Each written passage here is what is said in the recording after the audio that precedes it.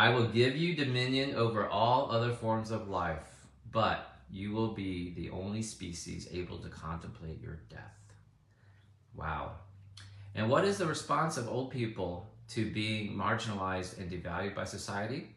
They are angry. It's not enough that they must sustain the losses that come with age, diminished sexual attractiveness and enthusiasm, declining health, the death of longtime friends, a gradual loss of mental acuity. They must also deal daily with the disdain that society reserves for those without power or gainful employment.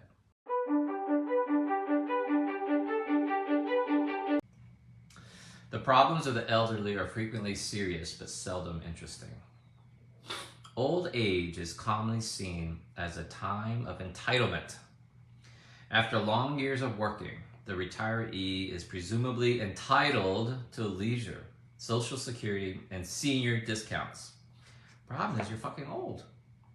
You are old. This whole idea of waiting to live your life until you turn 65, I never understood that. And now these baby boomers are getting to 65 and they can't retire. They don't have any money. They don't have any benefits. So they're working to 70. Yet all of these prerogatives are poor compensation for the devalued status of the elderly. The old are stigmatized as infirm in mind and body. Dina McNichols wrote a book on dementia. Dina, I think she works in a senior care center, right? This is a long chapter. I gotta get to reading. The old are stigmatized as infirm in mind and body. Apart from their continuing role as consumers, the idea that old people have anything useful to contribute to society is seldom entertained. Our society is so jacked up, man. Asian society respects their elders. American society, nope.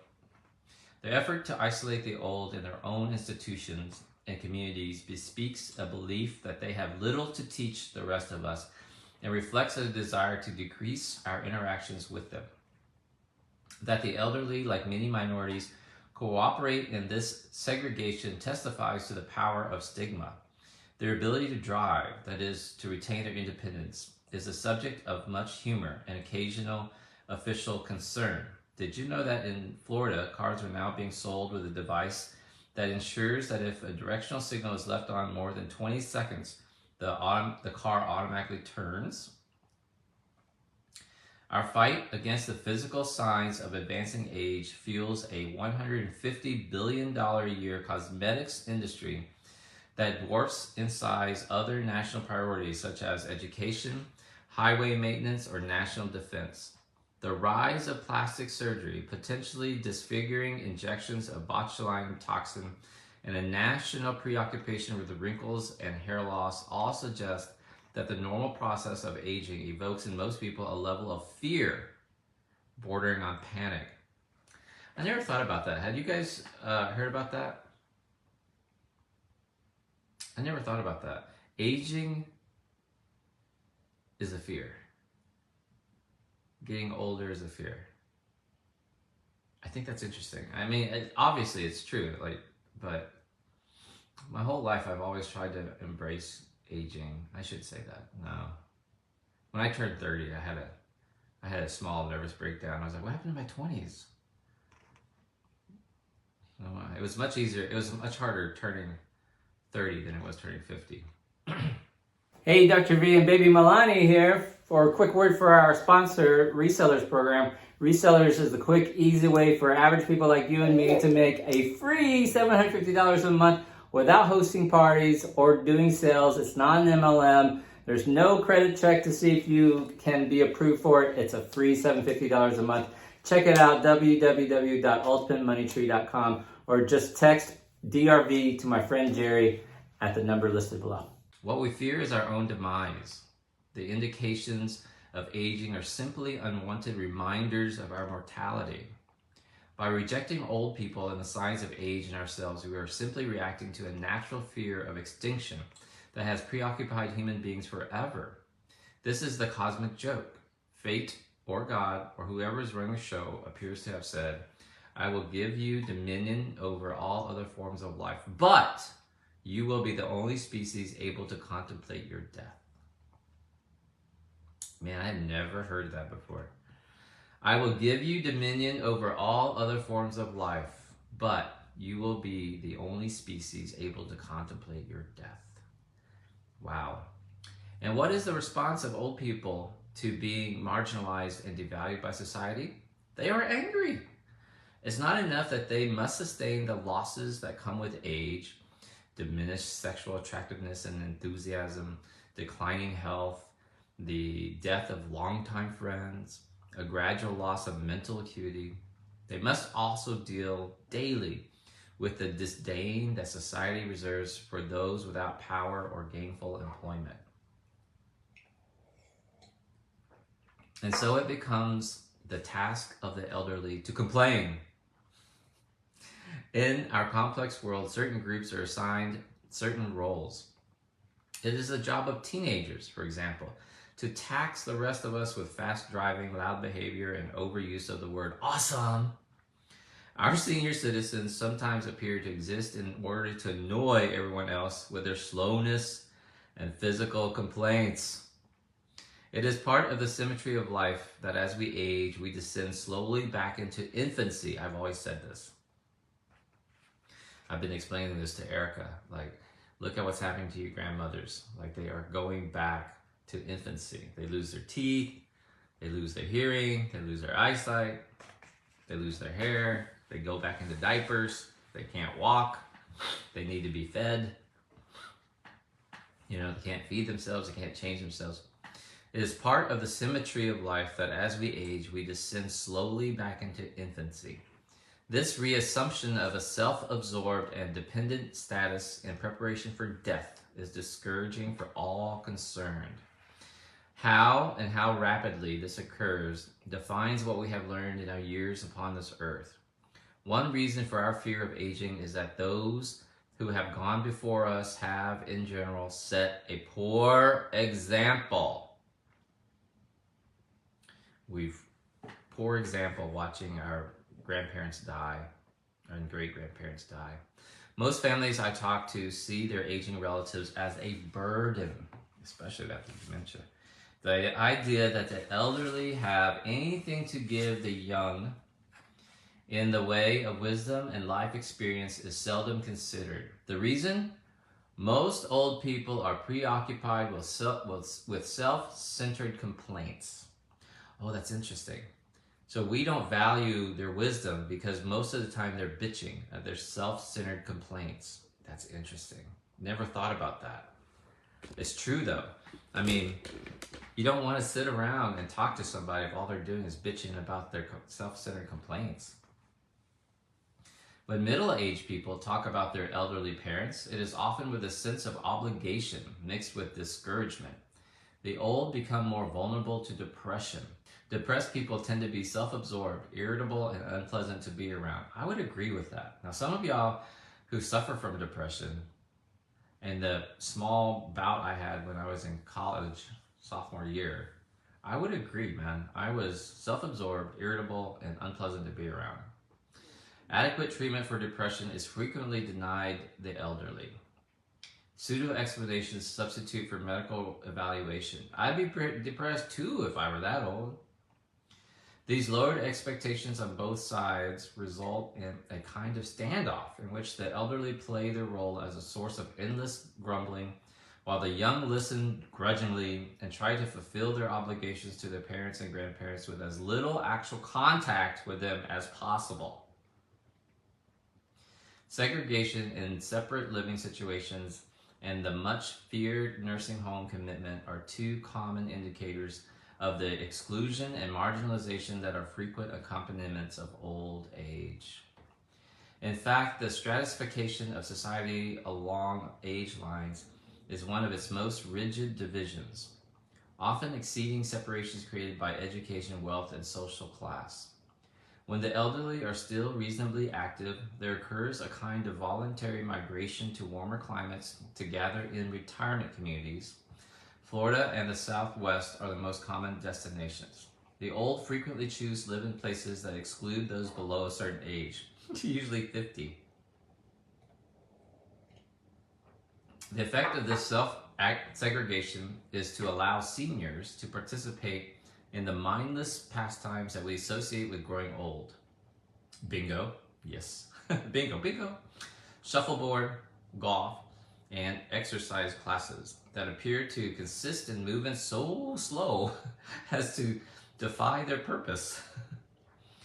What is virtually absent is contact with the young, except for obligatory family visits, as well as any hint of the intellectual stimulation that has been shown to sometimes delay the onset of dementia. That's a good point, man. You got to do the things that delay dementia. Incalculable harm is done to the relationship between the generations by the complaining, often accompanied by implications of neglect, that comprises the conversation of many of the elderly. I know lots of people who have come to dread phone calls from their parents, and especially the answer to the question, "How are you doing?" What could be less interesting and more discouraging than a litany of aches, pains, and bowel difficulties delivered in the querulous tone of those who realize that what they are suffering from is beyond remedy and getting worse? This is what Erica's grandmother's going through right now, the one that had the stroke. Is in the nursing home. She's accepted that she is dying soon, and she's actually praying for death. She's ready to see her God. She's extremely religious now, in the last 10 years or so.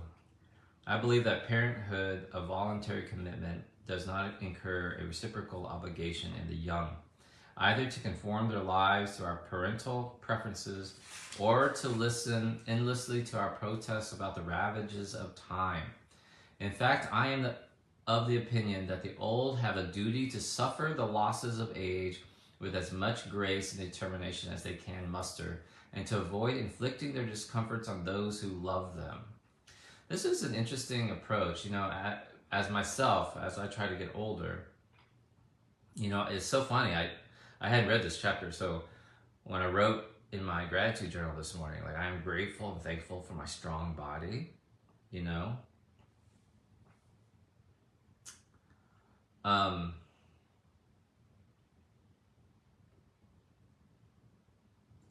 now after reading this chapter, I'm also going to set it as a goal to not bitch and complain as I get older.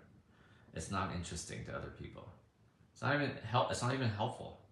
It's the opposite of what we talk about in the tribe, But it's so, especially if you get around a bunch of older people, like in a senior community, all you hear about is their complaints. That's interesting. So, personal note, as I age, I have to remind myself to not fall into the trap of bitching and complaining. It's not interesting. It's not helpful. It turns other people off. So, if I become, here it is, everybody loves Dr. V. You guys know that, right? So if as I get older, and if I still want everybody to love Dr. V, then what type of senior citizen do I have to become? Means that I can't complain. I can't talk about my bowel movements. I can't bitch about my aches and pains. I want to still be the energetic and fun-loving and giggly and dirty joke-telling Dr. V, and the old man chasing Erica around. Because you realize when Erica's going to be 40, I'm going to be 60. My head's going to be gray, and I'm going to be no bars hold. I'm going to, no holds barred. I'm going to be so naughty and so kinky. It is a primary task of parents throughout their lives to convey to the young a sense of optimism. That's me and Mason, right? I'm going to have a great day today. Whatever other obligations we have to our children, a conviction that we can achieve happiness amid the losses and uncertainties that life contains is the greatest gift that can pass from one generation to the next. Highlight that sentence. I'll read that again. Whatever other obligations we have to our children, a conviction that we can achieve happiness amid the losses and uncertainties that life contains is the greatest gift that can pass from one generation to the next. Conviction that we can achieve happiness despite all of the bad stuff. Like all the values we wish to teach our children, honesty, commitment, empathy, respect, hard work, the supreme importance of hope is taught by example. Many old people report the feeling of invisibility experienced by other minorities. This takes the form of being ignored in stores by salespeople, seeing few desirable reflections of themselves in popular culture, becoming the object of obligatory visits and phone calls from family members, and above all, no longer being treated as if they have anything useful to say. Wow. It is this latter experience, not being listened to, that is the most galling for the elderly. The excruciatingly boring conversation that the old traditionally inflict upon the young is a kind of retaliation for the devaluation and sense of irrelevance that many old people feel. Now, this is such a good chapter. It makes me like, I'm going to have Erica read this chapter. Getting old is not for the sissies. It's an accurate statement of the predicament faced by the old in a youth-obsessed society. Perhaps our final obligation is to sustain the physical and psychological blows that accompany our aging with a dignity that eschews self-pity.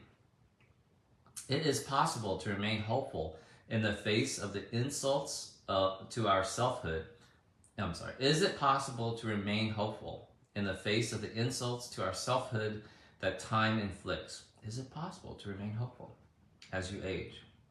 Just as courage is a virtue not equally distributed among the young, so we cannot expect it to be uniformly demonstrated by the old. We know and value it when we see it, however. It is our ability to contemplate our imminent mortality with equanimity that gives us the opportunity, finally, to be brave.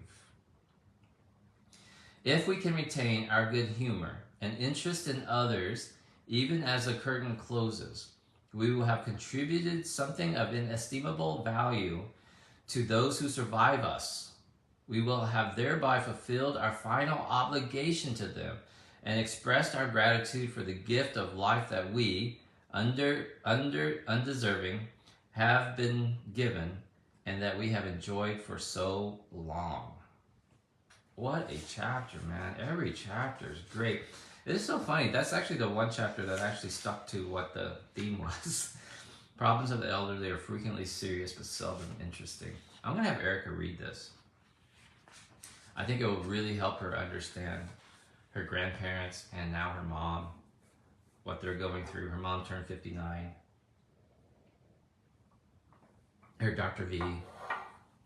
That is such a good chapter. Are y'all loving this book or what? So for the 50-year-olds, after reading this chapter, are you approaching aging a different way? Like I am. Like I'm not going to bitch and complain. If you're 70, if you're 65 or older, are you going to start, after reading this chapter, are you going to start talking to your family differently? Are you going to try to listen and contribute and not complain and not bitch? And you guys have earned the right. And he said it. It's like, the reason why they do it is because they feel unheard. They feel the older generation feel like they're isolated, that they're discriminated against. It's this great chapter. So I'd like y'all to do is take a little time, go back, read each other's comments, and have a great day. And I'm gonna let Erica read this chapter. Maybe you could share this chapter with some of your friends and family. Had a little slow connection there. So maybe you could share that chapter with some of your kids so they understand like what's going on.